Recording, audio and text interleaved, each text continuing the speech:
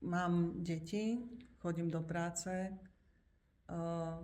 bude toho veľa, čo budem musieť riešiť doma, popri tom, ako chodím ešte na kurz. Dá sa to zvládnuť? Bude toho veľa.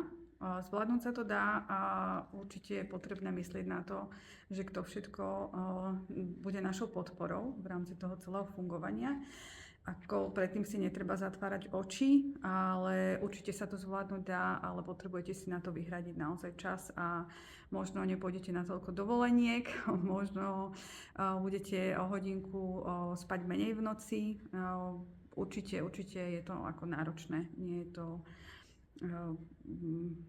nie je to ľavou zadnou, je to 2 ľavými zadnými možno, alebo 3. A na to sa treba pripraviť naozaj, že to chce veľa času, že či už na čítanie literatúry, či na to, že si tie skripta spracujete, prečítajte, dokreslíte si tam, čo potrebujete. Treba na to myslieť naozaj, že to chce čas a asi budete aj unavení, ale potom budete úplne šťastní a spokojní na konci. To, čo si z kurzu určite odnesiete, je iné nahliadanie na svet, iné vnímanie seba, iný pohľad na dieťa. A ako hovoríme s našimi ľuďmi z tejto Montessori komunity, že už nie je cesty späť.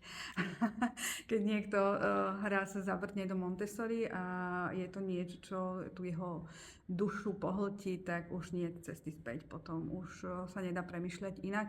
A potom aj to, čo akoby k čomu vedeme deti, je iný spôsob myslenia, iný spôsob fungovania v tomto svete.